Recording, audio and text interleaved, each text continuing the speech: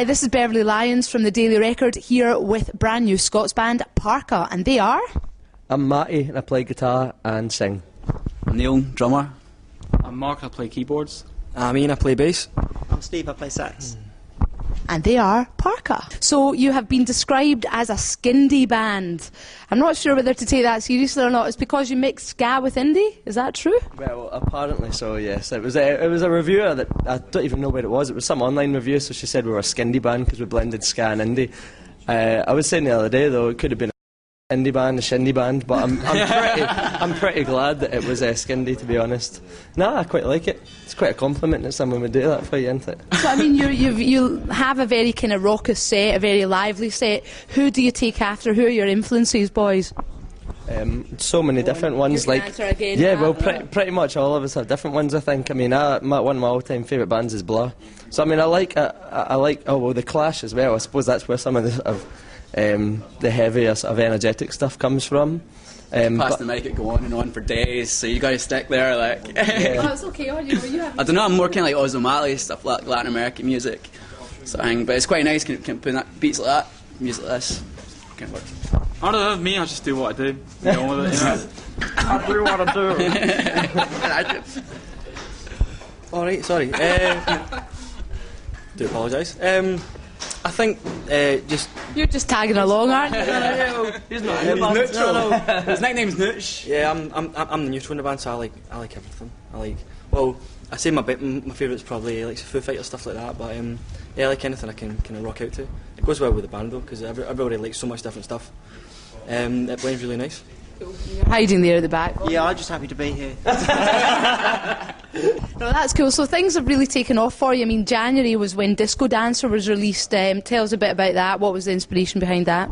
Yeah, well, I mean, that was written. I wrote that quite a while ago. I was listening to a lot of sort of bands that were about at that time, were like your Franz Ferdinand and your that sort of thing. So, yeah, I mean, I did take quite a lot of inspiration from that sort of movement, the whole dance rock era that went on. And yeah, so we released it January. January. This is March. You're losing track of 15 minutes. And next month is April. And April is when you release your second... Well, it's your sister's birthday as well. That's the most important thing. Forget about the music. Yeah. Tell us about what's happening in April. With the music? Yeah, with the music. With the music, we've got a single coming out in... April the 21st, called Better Anyway. So it's usually our set closer, and we pretty much finish almost every gig with it. It's fun, it's energetic, it's upbeat, and... Because like normally, like when you say what's going to go on, you know, the crowd start it and they almost finish it, and you just got to interrupt them and whack into it, you know. Yeah. We'll get to play it at all. You know? It's one of these ones that you can sing along to even if you don't know It's an anthem, isn't it? Yeah, it's an anthem. So what's planned for the future then? We've got any festival appearances? We've got Loch Lomond, have you not? Lomond, yeah, we've got one called My Fest, I think, it's to do with MySpace. So it's like, I think we're playing with the Ocean Colour Scene almost every festival we do this summer. So we're going to be... How do you feel about that? Are they your idols? I ended up, I was really drunk one time at Tea in the Park, and I was trying to watch Groove Armada, and then I ended up sort of going halfway through the set. This isn't Groove Armada, this is Ocean Colour Scene, and all these people standing around. I was on my own, and they were all putting their arms around me, going like that, singing along. So that's my only memory or story about Ocean Colour Scene. Yeah. So you've been doing quite a lot of different shows, different performances for people who work in TV. What's the deal with that?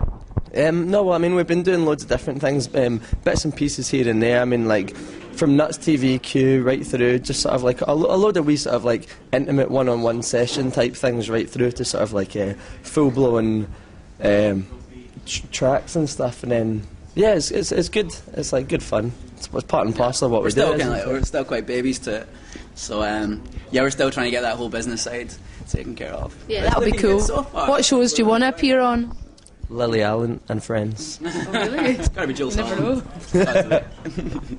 All the same, do we agree here? I'll do Ballamore if we get it, to be honest. Actually, Simpsons. I'd go for the Simpsons. Yeah, we could be... Now, I don't want you to feel left out at the end here. I'm fine. Obviously, this man does play the saxophone, I'm right in saying that. When you learned to play the saxophone, did you realise that you could be so sexy on stage with a band that was so cool? It's not something I've ever thought about. Really? No. Did you start at a very early age? when I was 11. Yeah, well, being sexy, obviously, since I was born, but you know. No, saxophone at 11. And was it jazz that you were interested in initially? So I got the green. So it was jazz, but now it's skindy. yeah, from jazz to skindy, what can you say? That's fantastic. I just felt that you had to have a wee bit of a say there. Anything else you'd like to tell us, boys, about the future of Parka and what we can expect next? Album's out on 5th of May. Fingers crossed. Yeah, And the yeah. album is called Strange, long name. The Attack. It's not even the, is it? It's just Attack of the 100-yard hard man. we got Corrected. Stand corrected.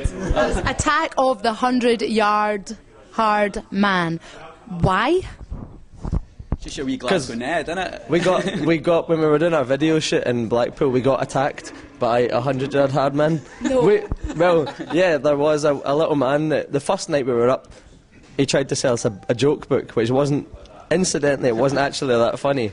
And he tried to sell us a joke book, so we bought it the first night, our producer bought it, and then the next night we walked past him again, and then he said, "Just buy a joke book," and we went, "Oh, sorry mate, we've already bought one." So then we walked and then he followed us all up this massive big street, and then when we got about 100 yards away, he chucked the bottle at us. So that is what inspired you. well, he was one of many 100-yard hard men that inspired us to dedicate a first album to him, but yeah.